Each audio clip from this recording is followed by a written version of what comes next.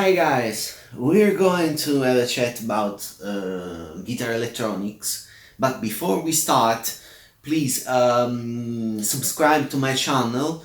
I am on Facebook also. You can search for Moody Frazier and you can put a like to my page. And then I'm on always, searching for Moody Frazier.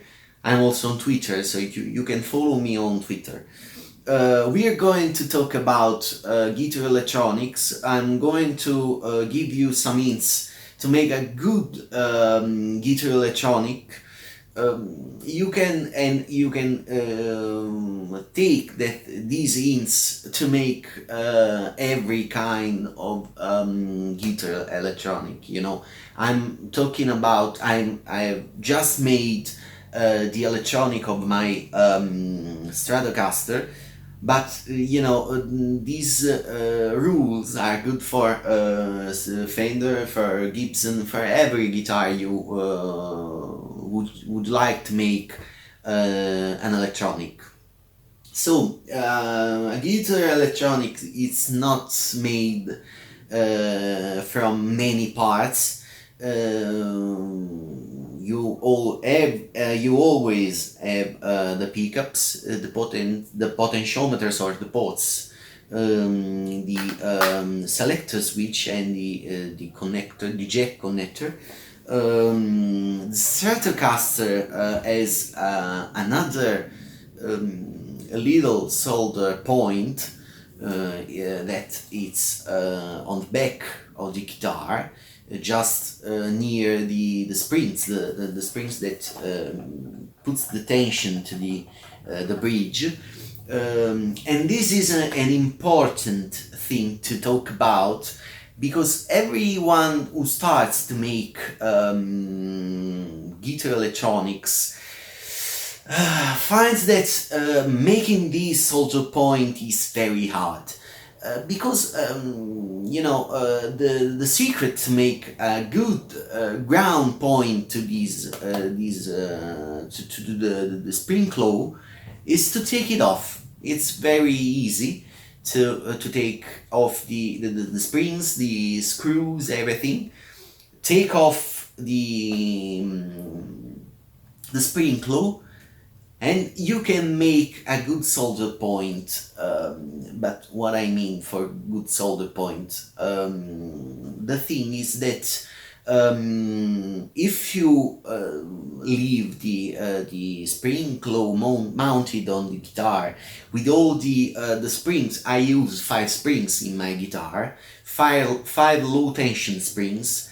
But I like to have all the springs in the guitar, because originally in the 54 and maybe for all the 50s, Leo Fender made this guitar with all the springs. So I don't know why I like to do the thing like Leo Fender did in the 50s. I mean, this guitar was made to have 5 springs, so I like to just have it like Leo Fender wanted, just thought it should be. I'm sorry for my bad English, but this is my first video in English, so I'm just trying. I'm very, very sorry for my bad English. Anyway, so if you take it mounted with all the springs, the big mess of metal you have in contact act like an heat sink. So the solder point, the point of the solder iron will become very cold, very, very fast. So you will not have enough heat to melt the solder and make a good solder point. A good solder point is essential to make every kind of electronic, but the difference from a good solder point and a bad one is that the good one is very, very shiny. You can see, I think, some pictures of these guitar electronics here somewhere. I know, I think. And if you see, they are all very, very shiny, and this is the main signal, the main thing to notice about judging your soldering ability. You have to always make shiny solder points. Another thing that you can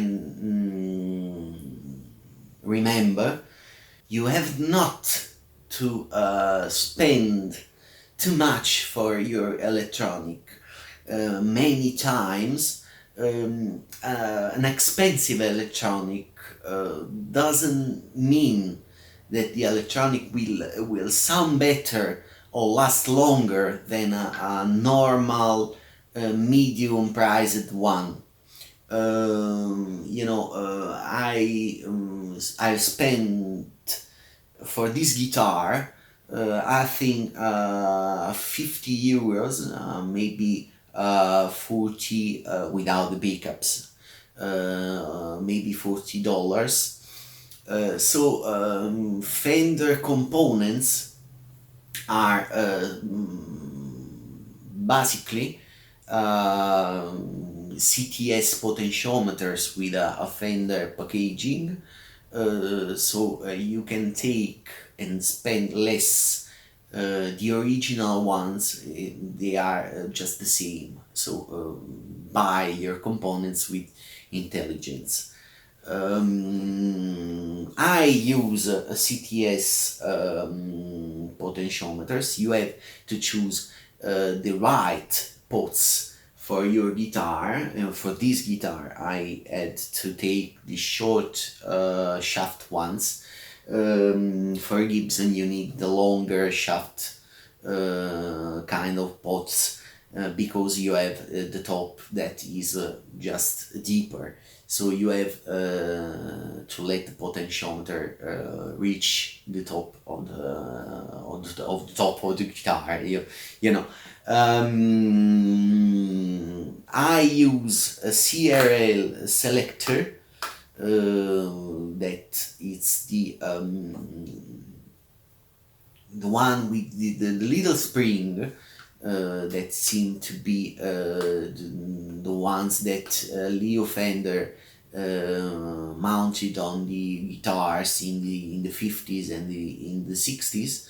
Another hint you had to remember is that if you have to put a wire that goes from a point to a second point, that wire should be long enough to go from that point from the second point. So don't use over length wires. It's not, you will have too much resistance and too much capacitance that you don't need and that you don't want.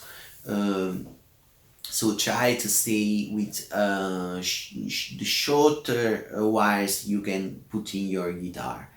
Leo Fender used to solder the spring claw ground on the connector, the jack connector, and not on the pot case. So I did it just like that, and I like it because it's always hard to solder on the potentiometer case.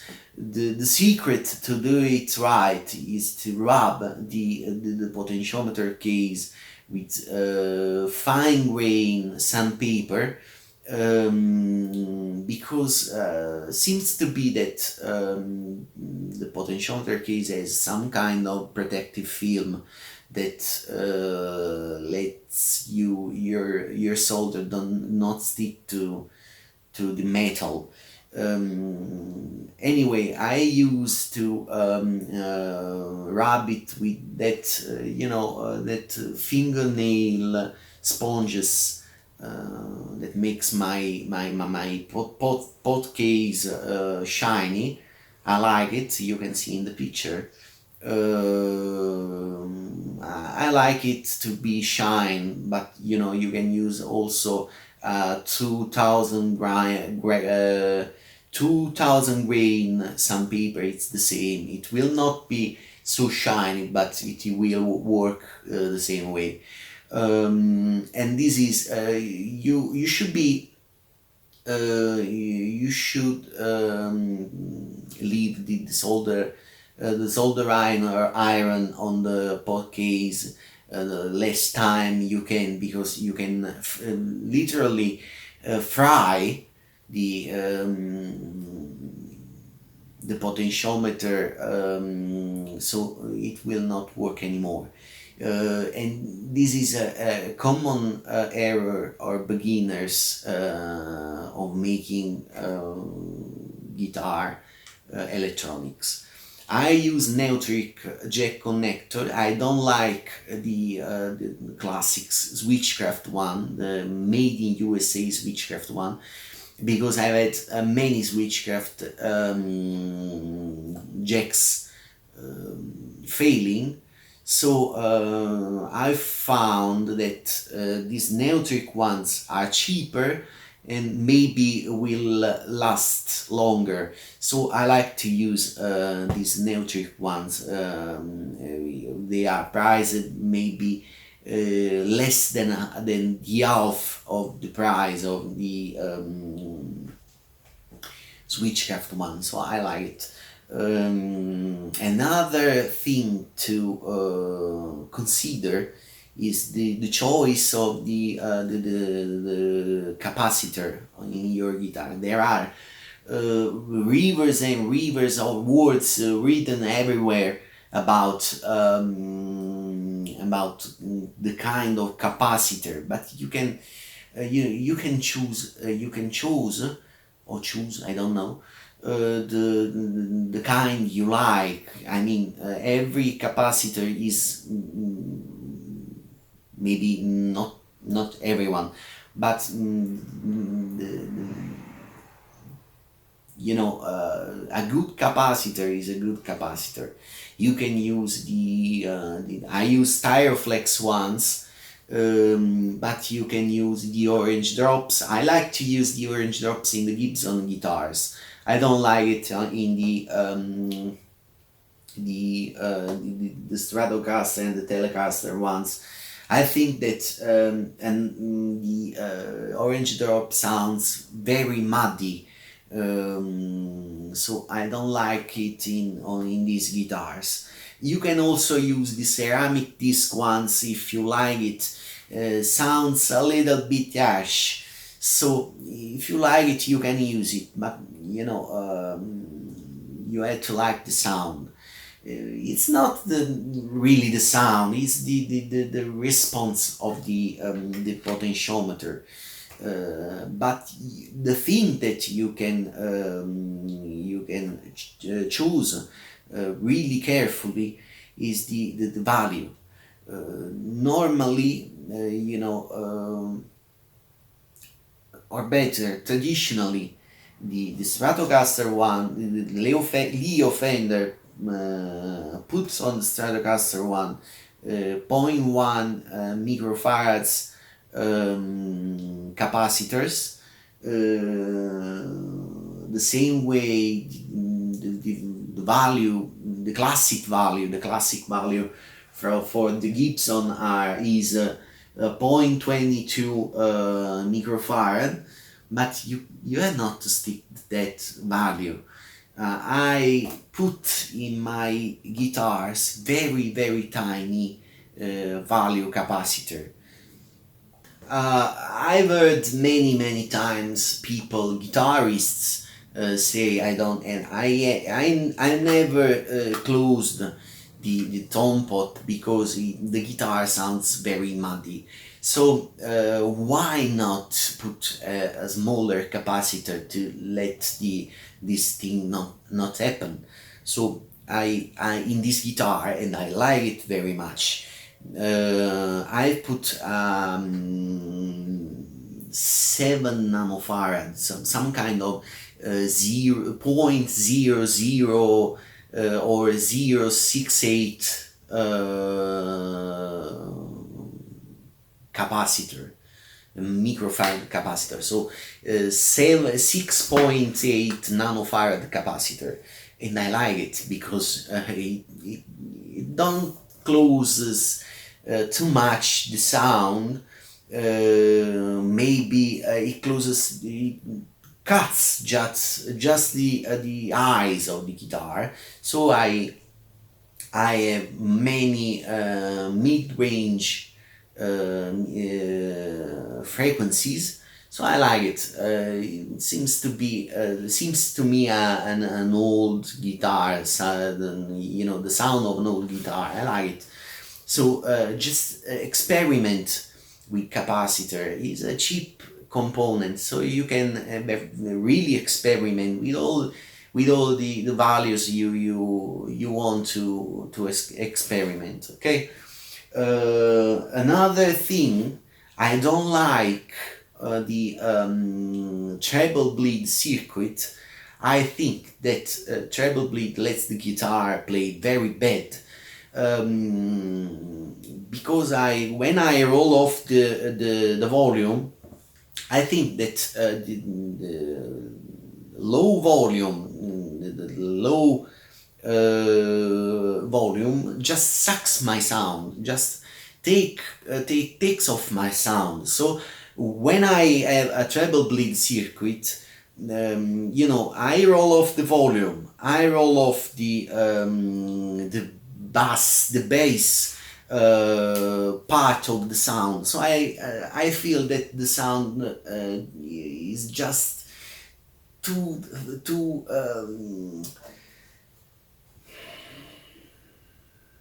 weak, too thin.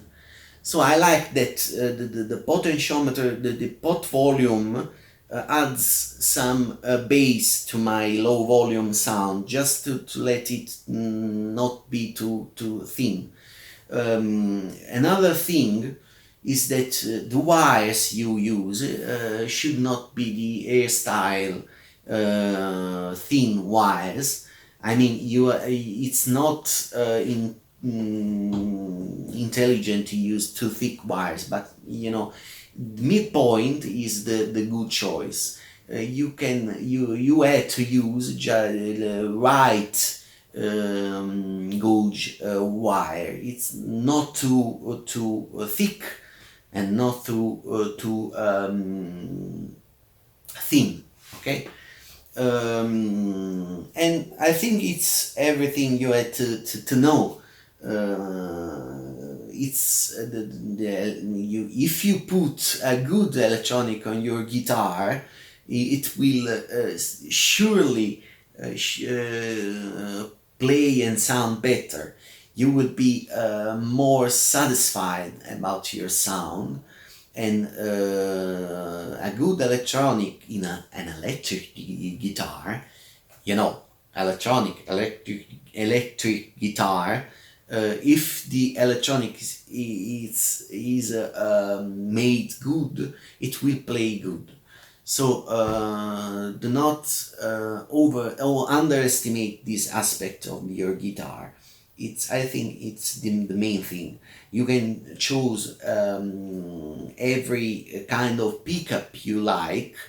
I like the vintage ones, but you know, you can use everything you want.